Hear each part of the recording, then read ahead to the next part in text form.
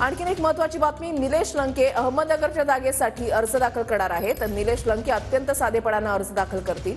महाविकास आघाडीच्या काही पदाधिकाऱ्यांच्या उपस्थितीमध्ये अर्ज भरला जाणार आहे आणि ही आताची लाईव्ह दृश्य आपण पाहताय. त्यांचं औक्षण केलं जात आहे. उमेदवारी अर्ज भरण्यासाठी निलेश लंके जे आहेत ते आपल्या निवासस्थानावरून निघतायत आणि अत्यंत साधेपणानं त्यांच्याकडून उमेदवारी अर्ज जो आहे तो भरला जाणार आहे.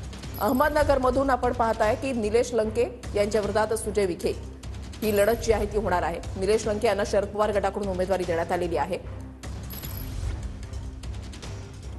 दरम्यान निलेश लंके यांच्या आई वडिलांसोबत संवाद साधलेला आहे आमचे प्रतिनिधी कुणाल जायकर यांनी. पाहुयात ते नेमकं काय म्हणाले. अहमदनगरला आज महाविकास आघाडीचे उमेदवार निलेश लंके हे आपला उमेदवारी अर्ज दाखल करणार आहे आणि सकाळीच आता ते थोड्याच वेळामध्ये आता उमेदवारी अर्ज दाखल करतील आणि त्याआधी आपण त्यांचे कुटुंब आई वडील जे आहे त्यांच्याशी बातचीत करूया, त्यांच्या भावना जाणून घ्या.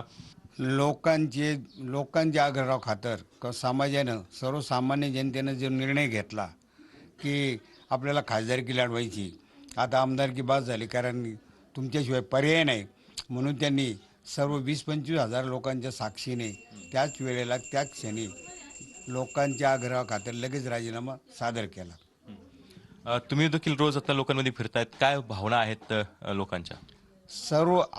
सर्वसामान्य जनता ही आपल्या नेत्याच्या पाठीमागे आहे. काय सांगा, ते घरी कधी येतात? आता निवडणुकीचा काळ आहे, घरी कधी येतात? कधी 2 वाजता पण येते, कधी 3ला पण, कधी 4ला बी, कधी 5 वाजता 6 वाजता आलं तरी 5 वाजता आले तर लगेच 7 वाजता लगेच बाहेर रेडी. कुठं 10 वाजता, कुठं कोणाच्या काही अडी अडचणी असेल, कुठं कोणाचे काही कार्यक्रम असेल, लगेच 6 म्हणजे 1 तास पण पोराला झोप नाही. मला पण भरपूर रडा येते, वाईट वाटतं आपल्या पोराला खाणं नाही, झोप नाही.